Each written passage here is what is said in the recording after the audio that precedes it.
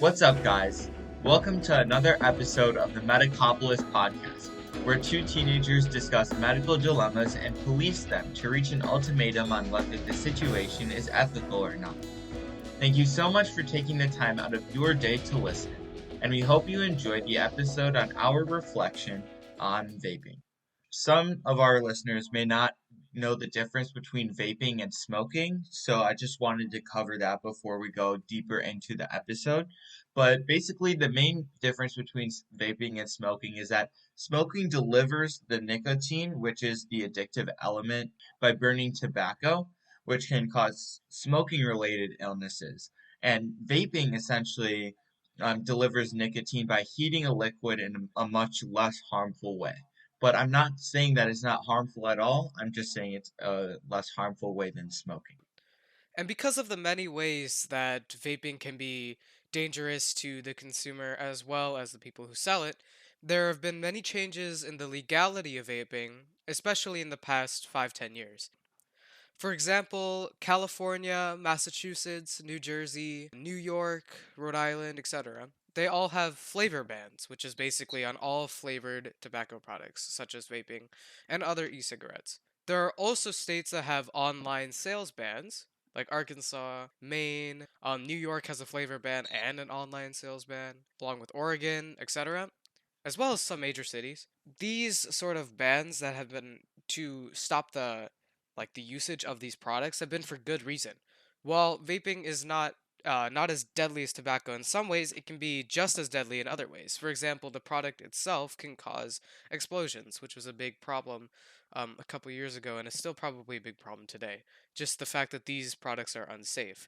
So the fact that they're being banned and that people are trying to control the sales of these products make it so much worse when you hear stories about how kids are getting it, which is a big focus for today's episode. Because vaping and the use of drugs in schools is a huge problem, and it's something that has a lot of ethics debate. Because it's not just about the fact that a kid can get these kinds of products, it's the fact that kids want to use these types of products.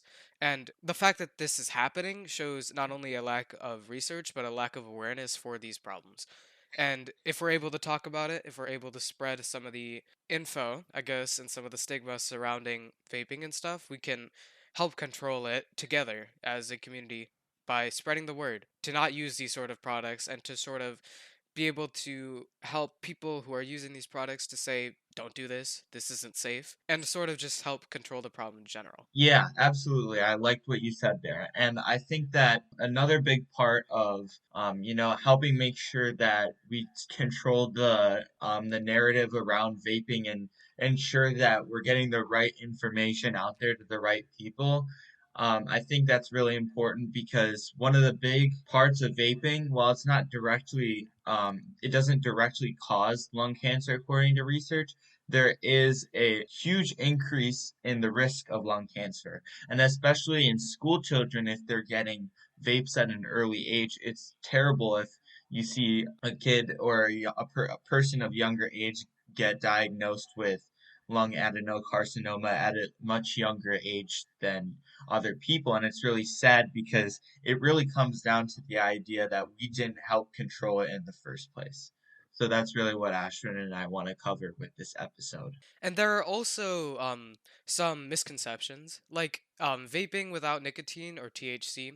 Products that are labeled with zero nicotine can still have some degree of nicotine in them, and there are no FDA regulations specifically outlining the contents of what's in liquid nicotine. So, to be safe, a lot of these products shouldn't be used in general, because even if they say no nicotine, it's still going to be addictive. There's still going to be some sort of chemical that gives you that sensation.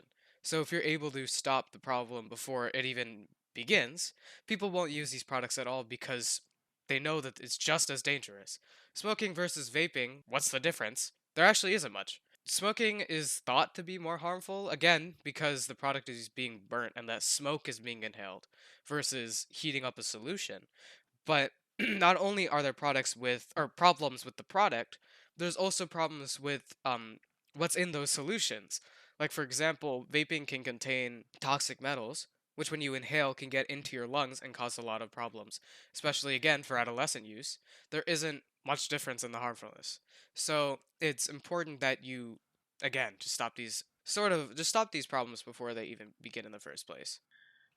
Moving on, vaping has become popular. It has risen to popularity among recent years. In fact, that's why a lot of kids I know in my grade, and Ashton's in the same grade as me, so his grade too, have talked about how a lot more kids our age have been using vapes compared to like 10, 15, 20 plus years ago. And the reason why is because its sleek design makes it easy to disguise, and a lot of youth appealing flavors like fruit medley, mango, cool cucumber, and creme brulee have all risen to popularity as well. And kind of the appeal surrounding these flavors and how easy it is to hide these vapes in schools made it much easier for kids to do and get attached to than smoking, which is easily caught.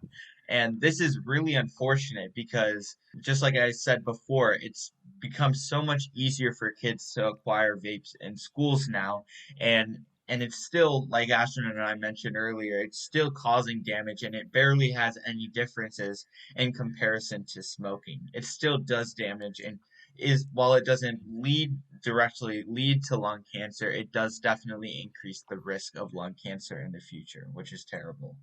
And a lot of these teenagers, or just again kids under 18 in general, are getting these vapes through very almost like obvious places where they shouldn't be getting them from. So, for example, Truth Initiative did a study on this, recording where kids would find like these jewel products in the past 30 days. And out of all of the people that they surveyed, or all the kids that they surveyed, 74% of these kids said that they obtained vapes at a store or retail outlet. So this is like almost heartbreaking, especially because the FDA issues warning letters to retailers, especially as of late, to sort of stop the selling of these products to kids because it's such a dangerous thing. And even with these warnings, there are still vapes being sold, and again, just these products are getting out of hand. Over half of the survey, 52%, said that it was from just a social source, so just like a friend or a family member, which is really disheartening to know that people don't care enough about these children, or that these children need to get their fix so bad that they're willing to bring these problems up to their family or friends, and instead of getting help, they're getting more of these products. It actually is just, it's almost sickening. So it's like to see these kids be like this addicted to their fix, it just makes my blood boil that products like this are controlling the kids of our generation. And then even like having or advertising it to their friends too and spreading this terrible Product. but yeah, I mean, it also makes me very frustrated. And the fact with the physical retail location, sorry, first I want to add that the youth in the survey could select multiple answers. So that's why we said 74% and 50%, because they might have gotten it from a physical retail location with the help of their friend getting it for them. Yeah, that's a good But point to bring up. Sorry to cut you off, but it is important to note that people can be getting it from multiple locations. So even just by shutting down like two or three places that could sell these products, it's still a huge problem. By cutting it off at the source, by educating people on on like what's in vapes and like the effect that it'll have on their health, it could stop it before we have to get to shutting down like stores that sell these products in the first place. If you want to keep going. yeah, and I was going to add that these employees should be educated similar to how alcohol is, where they have to ask for an ID in order for to sell their vape or their alcohol. There should be a very similar system set up in place as at these physical retail locations because after all, smoking and vaping, both of them, they require you to be of certain age, and youth are getting it from these stores. Being underage is a huge alarming issue. I know there's cops in my area that go around and like they might have kids from a certain program at my school pretend to or try to buy alcohol and test to see if these physical, like these employees will give them alcohol without an ID or with a fake ID. So I think there needs to be more tests like this done at physical retail locations for vaping and smoking as well, because it clearly seems like it's a big issue. And again, sorry to cut you off. There's also just a lack of awareness in general for these products. Again, from the survey, 63% of young vape users did not know that the product always contained nicotine. And many reported that the use of this product is called jeweling, indicating that this product is so distinctive it is perceived as its own category. Quote. To see these products being used without even knowing that nicotine is in it shows that people don't know what the side effects of using these products are. Not only again are you inhaling nicotine, you could also be inhaling toxic metals in your lungs. And like if you get those in your lungs, then there's irreversible health effects to these problems.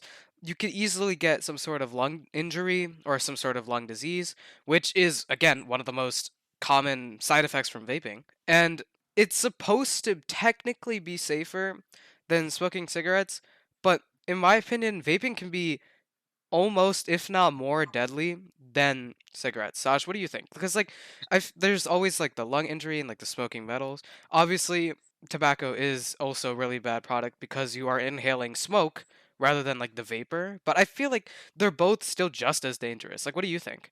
I wouldn't say they're physically, I would say still that smoking is more dangerous than vaping in its method that it delivers nicotine to the user.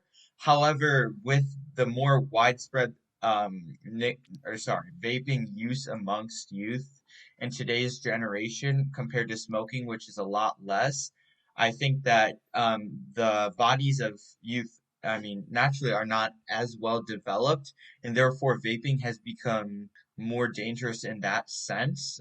At least, I don't know. In this debate, it's kind of hard to say which one has done more damage because we haven't seen the effect that it has on like the entire world. But I do think that definitely vaping is doing harm to kids, which is really a huge problem that makes it comparable to smoking. Additionally, I wanted to add that I know we were talking about that survey that Truth did earlier on, where kids were getting their vapes from retail locations and social sources, but additionally, 6% of them reported that they got it from the internet, which may not sound like much. But another statistic says that 89% of those who attempted to complete an online transaction to get vaping succeeded. And if you think about it, that's actually ridiculous because it shows how little safeguards are in place preventing kids from getting vapes in the first place. And that I think is a huge issue because there needs to be again a stronger system similar to how in retail locations there isn't a strong enough system clearly where the employees are stopping kids from getting vapes. There, there's clearly not a strong enough system on the internet, and there needs to be. There needs to be some way where they can validate that the person buying it is or buying these vapes is eight of age, Yeah, I because mean, it is a huge problem. because some kids shouldn't be able to just go on Google, search up like vape product or just something of that like variety and be able to have it at their house in less than a week with I guess just the speed of the internet deliveries these days. And to know that these things are happening is again very disheartening because this just shows a lack of research and a lack of awareness for not only these kids but also companies that just don't mind as long as they get the sale. Like that's just the end goal for them.